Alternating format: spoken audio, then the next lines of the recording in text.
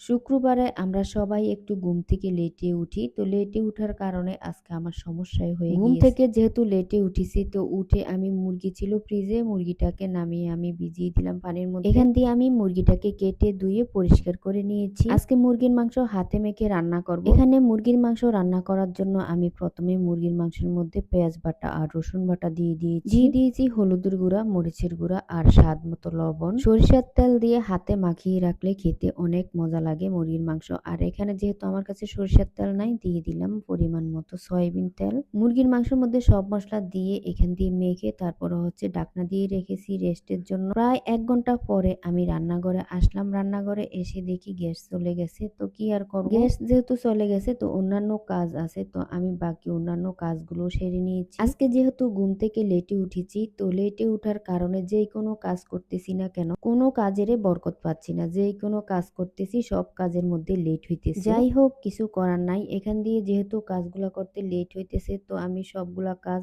আস্তে আস্তে করে নিয়েছি। এখান দিয়ে আমার ছেলের কিছু কাপড় ছিল, ওই কাপড়গুলা ধোয়া লাগবে। এখান দিয়ে আমি কাপড়গুলাকে ধুয়ে নিয়েছি। কাপড়গুলা ধোয়া হয়ে গিয়েছে। এখন আমি শুকানোর জন্য ডায়েরি দিয়ে দিব। ডায়েরি দিয়ে আমি আরো যে বাকি কাজ ছিল ওই কাজগুলো সেরে নিয়েছি। এখান দিয়ে কাপড়গুলা শুকিয়ে গিয়েছে, তো এখন আমি কাপড়গুলাকে নামিয়ে নিব। এখন আমি কাপড়গুলাকে নামিয়ে এগুলাকে ভাঁজ করে নিব। কাপড়গুলা যদি এখন সাথে সাথে ভাঁজ না করে না হয় এগুলো একদম বটে যাবে। কাপড়গুলা গরম গরম থাকতে থাকতে এগুলা ভাঁজ করে নিতে হবে। ওইখান দিয়ে কাপড়গুলাকে ভাঁজ করে আমি রেখে এসেছি। রান্নাঘরে এসে দেখি গ্যাস চলে এসেছে, তো আমি এখান দিয়ে রান্নাটাও বসিয়ে দিয়েছি। মুরগির মাংসের মধ্যে কিন্তু পরে আবার যে যে মশলা দেওয়ার ছিল ওইগুলো দিয়ে দিয়েছি। এখান দিয়ে আমার মুরগির মাংসটাও হয়ে গিয়েছে। তো সবাই জুমার নামাজ পরে বাসায় চলে আসছে আর এখান দিয়ে আমার রান্নাটাও শেষ হয়ে গিয়েছে। তো আমরা সবাই খেতে বসে গেলাম। আজকের মতো ভিডিওটা এই পর্যন্তই।